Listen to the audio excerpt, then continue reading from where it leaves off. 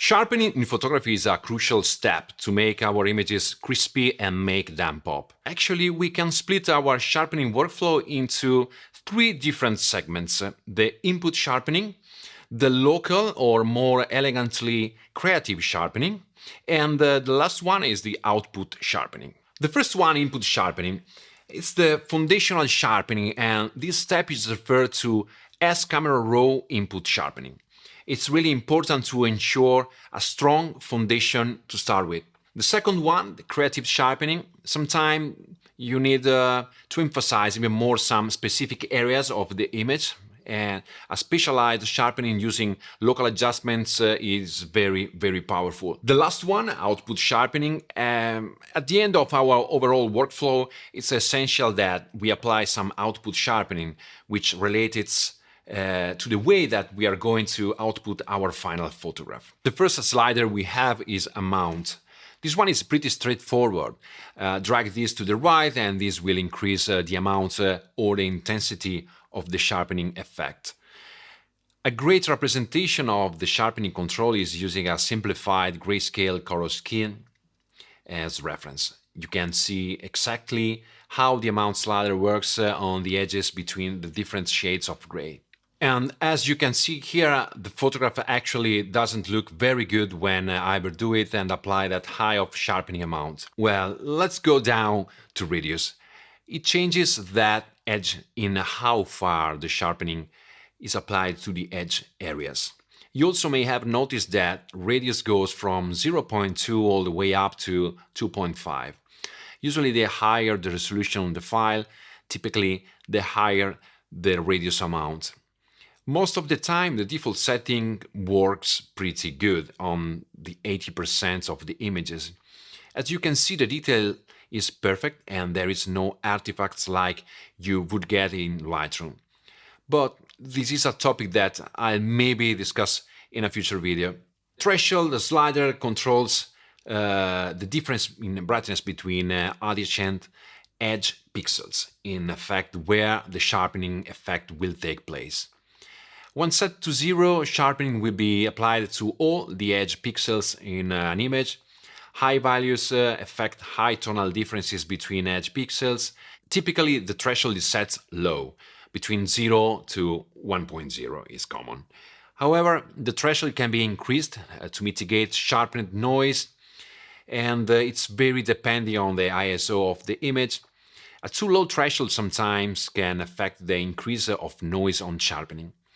To be honest, compared with the Capture One, the counterpart Adobe Lightroom has a really cool trick and hotkey. While you are dragging the amount slider, it will temporarily convert your image to a sort of black and white image so you can just more easily focus on what exactly is being sharpened. The same feature is also available with the other sliders. Anyway, it's not a big deal, but I hope to see something similar in Capture One in a future update. Another interesting slider is the halo suppression. Adjust the halo suppression slider when halo artifacts are noticeable, particularly after aggressive sharpening has been applied. Again, you have to always keep in mind that when you sharpen a photograph, you do want to be careful that you don't overdo it. What you are looking for is a really clean look. You are almost looking to just improve the visual, the overall visual impact of the image and not to sharpen it so that you are drawing attention to the sharpening. And that's especially important when it comes to input sharpening, which we are focusing on in this section. All right, next. Let's take a look at our noise reduction tab. For the sake of the tutorial, I'm gonna exaggerate the sharpening, and the reason I'm doing this is because it's easier to learn how the various controls work. Almost every image needs at least a little amount of noise reduction. In this example, the image is pretty clean image, a good capture, a high-end camera. Yeah, still we had some of the noise and we can get rid of that. The first slider we have is luminance. If we drag the luminance slider to the right, what it will do is it will get rid of the brightness value or the brightness noise. As we increase the luminance amount, we start to take off the edge, and you can see how I'm removing the edge. Again, it doesn't look great here because the sharpening amount is way overboard. I'm doing that just for demo purpose, so you can see how it's dealing with the little bright artifacts. The following slider is details. Well, the detail helps to recover some detail we lost, raising up the level of luminance. As we increase the detail amount, it will bring back more detail, which sometimes can help for a more natural look. Another slider is the color noise. What about this one down here, our color noise reduction slider? I need to zoom a bit closer so hopefully you can see the color noise that is typically noticeable as a subtle green magenta patterns.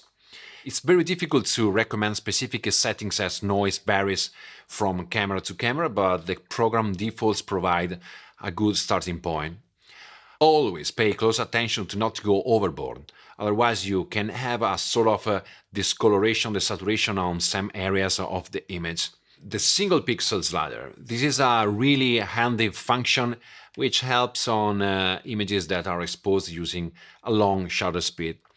You will often find hot pixel in your images during a long exposure shot with a high ISO. It's normal to have these and they will come and go over time. It's basically a single white pixel that should appear dark. These are caused by electrical charges that leak into the sensor wells, and they will get worse and appear more frequently when the sensor itself is hot. Typically, these are not only found upon inspection of the images in post-production. I should also point out that when we reduce noise, in a sense, what we are doing is softening the photograph. So after you have applied your noise reduction, you may need to go back and change your overall sharpening levels. Because these two groups of sliders really work in unison with each other, and as you affect one area, as you sharpen the image, you are actually bringing out a little bit more noise. Then as you reduce the noise, you're actually softening the photograph a little bit. So as you get good with working with this control, just keep in mind that it will be a sort of back and forth process between working with all of these sliders in order to improve your photographs. Now I'm going to show you 3 different examples of sharpening and noise reduction treatments where each image needs a slightly different approach in order to get a good final result. The first one is from the workshop I led last February in the Lofoten Islands with my colleague, and it's a pretty clean image captured with the X-T30 and the 50-140mm telephoto zoom lens on the tripod. So definitely we will need just a touch of noise reduction. As you can see on the screen, I already made the basic adjustments like white balance, the exposure and the high dynamic range, so let's move on the details tab. The first step is to zoom in on the photograph, and here you can use the magnifier tools here on the top menu or the mouse wheel to zoom in to 100% or more. Actually, you can double click and you have already a 100% view, or you can zoom even more with a mouse wheel to 200, 300 and 400%. Then what I like to do is to pan around the photograph. Just click and drag around the image. We need to evaluate the subject here, of course, and just make your way around the photograph to get familiar with the overall texture, the noise, and the amount of sharpness that you have in the image. Then drag it to an area where you can evaluate some important parts of the photograph and start your work. Capture One tends to always start with some default settings based on the camera model, but I much prefer to start from scratch every single time. Sometimes, in my opinion, the values are too high for my taste, so I'm gonna drag all the sharpening and noise reduction sliders to 0. Okay, let's start with a color noise to remove all the color patches. In this specific example, we don't have any relevant color noise to deal with, and as I showed before, the default value of 50 is way too much and I wouldn't want to incur the discoloration. So a good sweet spot for this image, in my opinion, is around 30. Okay, then luminance slider to reduce the noise. As I said, the default setting is a bit too much for my taste, so something like that. Something like that is not looking bad. I'm gonna go ahead with the details slider to bring back some details where the noise reduction has been applied. So for now we can park it right here. Okay, nice. Let's move to the sharpening tab. I'm gonna go to reset the radius slider to the default setting, and I'm gonna bring the amount slider to the right. Let's crank it a little bit, like around 400-ish, and just a bit more higher than what we need. Then I readjust again the radius. I'm keeping an eye here on this transition between the mountain and the sky, and I think that the radius, the default value, is good enough. Then I move to the threshold, just to get rid of the sharpening that is occurring on this area of the sky, so just to mitigate the noise. And I guess that the default setting here is it's okay, maybe a little less, maybe 0.8. That's good. Then I gonna bring back the amount value just to 250-ish. That's fine. And with Alt click here on the reset icon, we can see the before and after, before and after. Maybe just a little bit more here on the amount. Okay. Nice. Okay, job done. This image doesn't need too much work. We just improve the overall foundational sharpening before to apply any additional local sharpening that we will see it later in this video. With this tool, you can see the before and after with all the adjustments applied. So not only the sharpening and noise reduction, but also the exposure, the white balance, and so on. So, great. The term creative sharpening comes from the concept that this sharpening is done for more aesthetic reasons rather than to remedy a technical issue, which in the case with both capture sharpening and output sharpening. Creative sharpening is any sharpening that is done to selected areas of an image rather than applied evenly to the whole scene, for example, using local adjustments and layers. Okay, let's say I want to draw more attention to a specific area of the image using localized sharpening. And let's say I want to increase the sharpness just in this area of the church, the main blue door and the red roof. In order to do that, I'm going to go to create a new adjustment layer here on the Layers tab, plus button, hold click, a new empty adjustment layer. Then I'm going to go to select the brush tool, and I want to make sure that the auto mask checkbox is selected. Now I'm going to go to zoom in here on the door, and if there is a reasonable contrast definition between elements in the image, then the auto mask feature can be used. You need to check the auto mask box. Now the brush cursor has an additional central circle. This is a sample zone. As you brush, if the sample zone differs from the edge of the brush, it will find the edge when you let go of the mouse. So during the brushing, here, the mask will find the edge when the content inside the sample zone differs compared to the outermost circle, like that.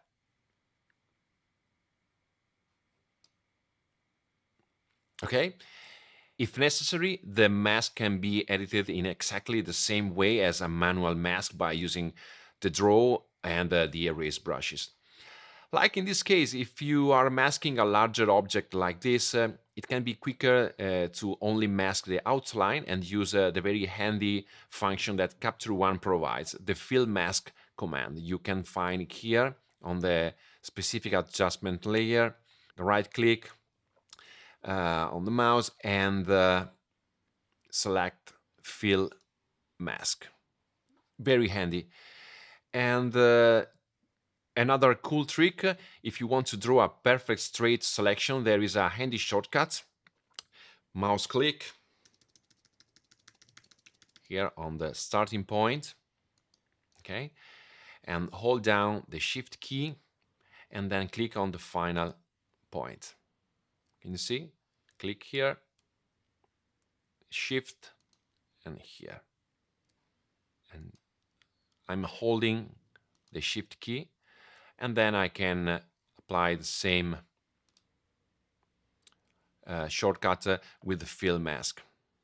Again, I can reduce the size of the brush here, and okay.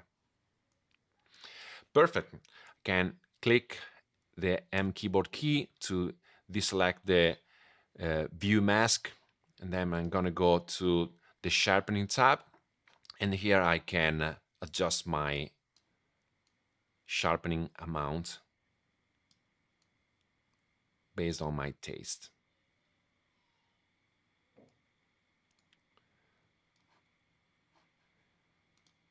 Before and after, before and after.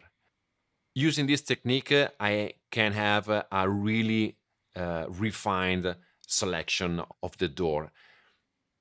And now, to adjust the sharpening of the roof, I'll use a more advanced technique which involves the use of the Color Editor tab. I'm going to start selecting the Advanced here, the Advanced tab on the Color Editor. And since the roof has a monochrome red color tone, with the color picker, I can select here the color picker. I'm gonna go to sample the red. Here we go. Now that the red is selected, I can click on this checkbox to view selected color range. You can see that all the reds are selected, but I have some objects here on the grass and on the stairs that I don't want to adjust, so I can restrict the color range here, but it's not enough. Okay, I'm gonna go to increase the smoothness to have a more soft selection. Okay, I'm gonna go to deselect this one, and now the magic. I'm gonna go to select these three dots here on the color editor tab and create mask layer from selection.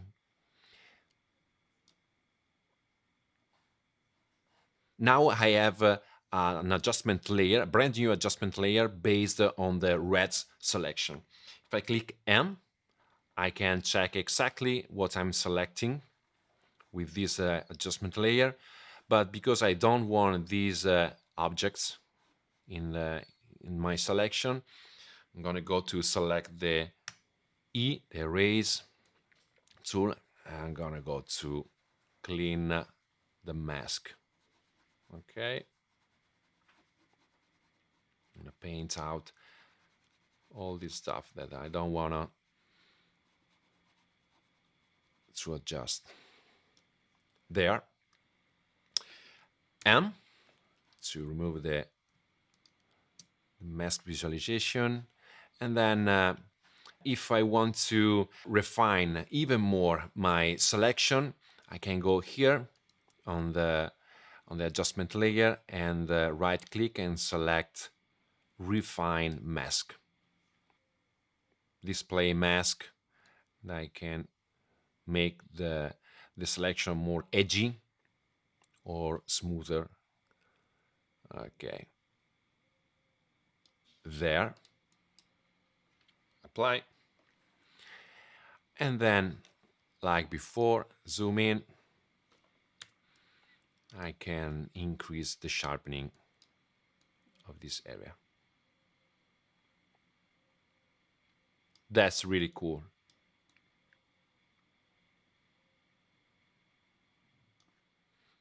Great. Good. Finally, we arrived to the last step of our sharpening process with the output sharpening.